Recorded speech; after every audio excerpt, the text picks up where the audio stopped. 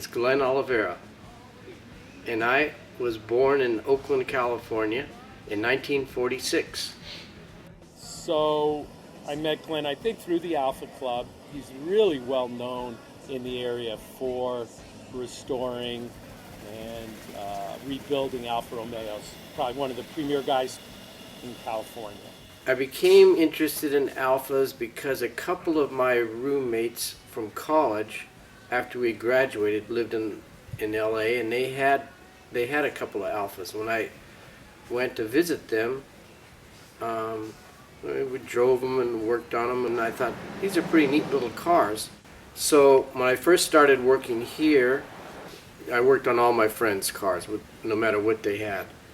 But that's not a very good business model. After a while, you have to have books for every car, tools for every car, and I liked working on Alphas, and so the business kind of funneled down. Any Alpha shop is going to have its own little cast of characters. The cars they're a little bit odd, and they attract odd people. I've never advertised anywhere. All my business has been from word of mouth. There's probably 4 or 5 people, even in the East Bay, that work on Alphas, and people say to me, "Can you make a living working on Alphas?" Yeah, apparently. Glenn's shop is one of the premier support facilities for people with older Alphas. So he doesn't just work on race cars, he also works on people's personal cars. So on any given day, depending on what his schedule is, right now he's busy preparing cars for the races this weekend, but other times of the year you'll see newer Alphas in here, and so he's got customers in here that he's probably known for 20, 30 years that bring him their cars. It's a very famous brand. Alfa Romeo was one of the first automobile companies in Italy and in Europe, and one of the first racing car companies. So in the 60s, if you wanted to drive and own a sporty car or take it racing, your choice was Italian, German, Japanese, and British. So there weren't a lot of choices. There was some real shit boxes back in the day that were not doing much. Now an Alfa is much more nimble and lighter and fun to own and drive. These cars are very neutral handling and predictable. There's nothing goofy about the way they drive. You can drive them quickly without being out of control, because they really do handle well.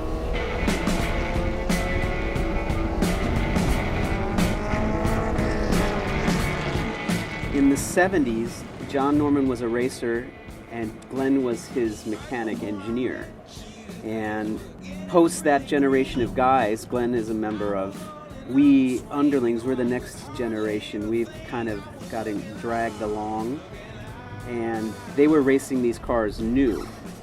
Now they're 50 years old, and Glenn's been keeping them alive all this time. We're just new to the idea of keeping the mark alive.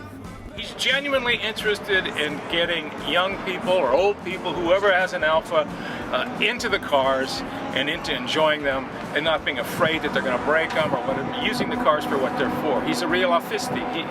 He's really well known for being exceedingly honest, exceedingly ethical in terms of if a motor really needs something to be done, he will tell people, but if it doesn't and it can go for another period of time, he's not going to change parts or do work just to generate revenue.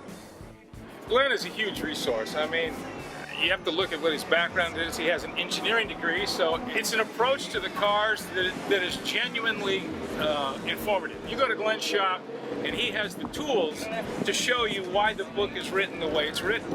The way I kind of run this shop, I make the people work on their own car to help me, because I don't have any permanent employees. So I make them work on their own cars, and then they can see how terrible it is.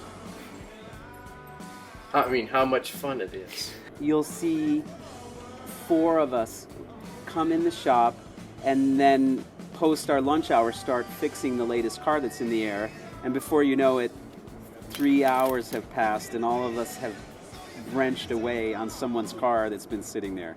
Glenn, he's at the races, so it gives us meaning the drivers, confidence to come to the track because he's here to help us. You can see that all the Alphas are kind of parked together, where a lot of the other brands of cars that are at the races, they're just kind of helter-skelter. They don't really have the community that the Alphas do. He's super helpful to anybody that has a question about him. A lot of his customers, like myself, become good friends of his. There's sort of a social circle that you've kind of learned that surrounds the shop also. Those sorts of communities are shrinking more and more. And with the internet, you can go online and you're part of a worldwide community, but face-to-face communities. Like I've got guys I windsurf with, so that's one community. Guys I play poker with, these are the guys I work on cars with. I guess I have, in a small part, kept the Alpha community together, because if no one worked on them, they'd be gone. So by working on them, I'm kind of keeping them out on the road.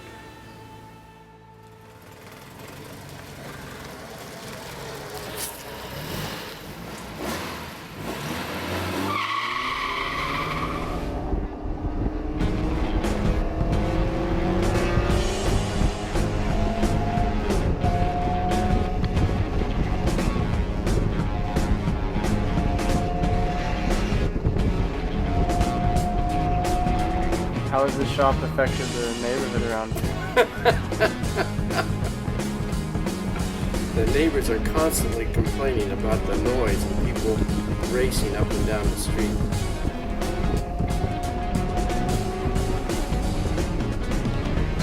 It is a unique shop. He played that down. It's really different. There's nothing like this place.